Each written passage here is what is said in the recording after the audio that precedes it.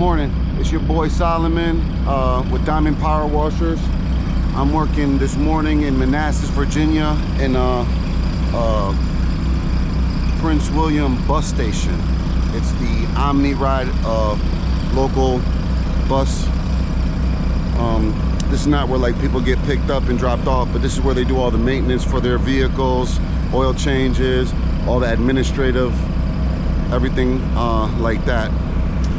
This is day number 2 here.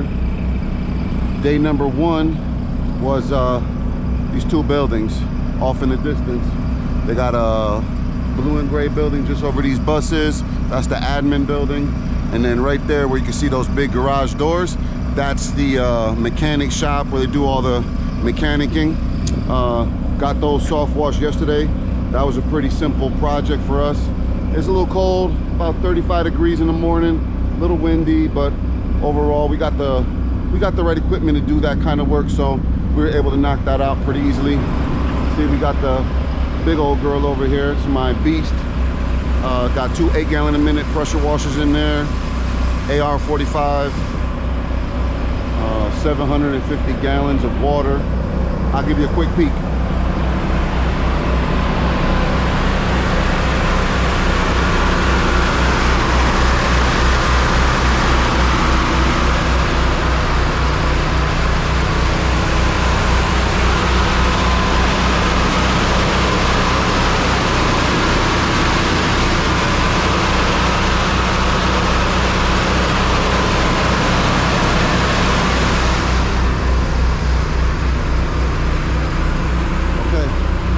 Morning, we have this, I'm calling it a gas station, but it looks like it's where they do like their oil changes and they fuel all the buses while they're here working on it.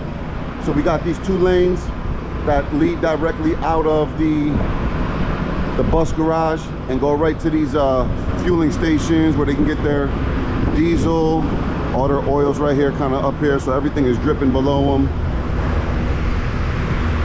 We've already pre-treated all the oil. All this stuff has been pre-treated.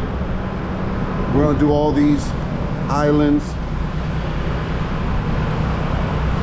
Same thing over here. Pre-treated all these oil stains already. Everything is ready to get cleaned up. And that's what I'm gonna start working on right now. Okay, let me talk to you a little bit about what I got going on here and some lessons learned. First of all, I think rather than spot treating oil stains, I think overall I would have gotten a better finished result here if I would have went ahead and just degreased all of it, like either use my AR45 or use a X-Jet or a pump-up sprayer to just degrease this whole area. You really can't tell, but as I'm surface cleaning here, I can tell I'm cleaning, but I can only imagine that it could have been better. The reason why I say that is because you'll see here in a little bit when I do my walkthrough when I'm done, the grease and the oil is slightly better, but it's just not, you know, I have a hard time every time I do jobs like this being happy with the results. I don't know what's a realistic expectation for myself, but I believe that I have a high expectation of what I can do. Doing work like this is not like what I do normally with residential stuff. A lot of the residential work that I do is algae, so I get a lot of practice at that. Jobs like this, although I've done a lot of them, they still come a lot less frequently, so getting the practice in and being confident what I can do, I struggle with it, to say the least.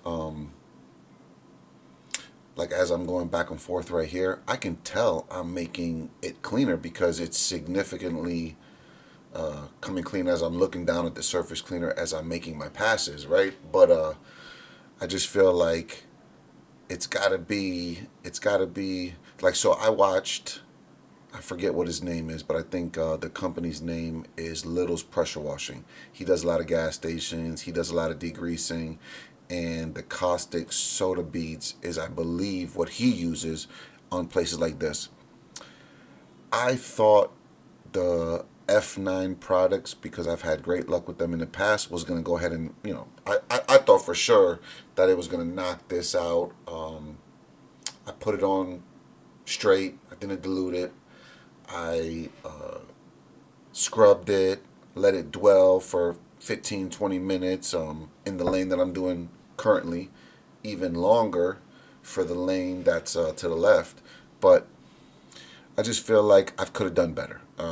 So the next project, I'll be buying some of those caustic beads. I forget what they're called right now, but I've ordered them in the past, but didn't have enough to do this big project. So I just used the F9 and I spot cleaned, or I spot treated the heavy grease deposits. Another thing that a lesson learned while I was cleaning here was I really needed to do the sidewalks first, because in this gas station it had walkways on both sides that were elevated, and then the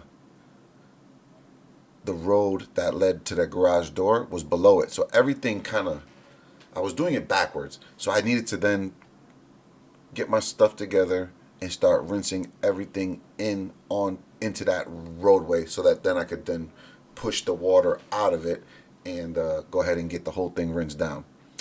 I didn't really get any after videos of this after it was dry.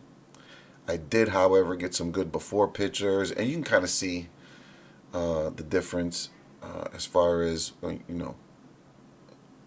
here I got my dude to come over here and help me rinse, because I was fighting the water. Two machines definitely are better than one at times when you're trying to just push water and get all the silt and debris out. This shit was black sludge, an inch thick.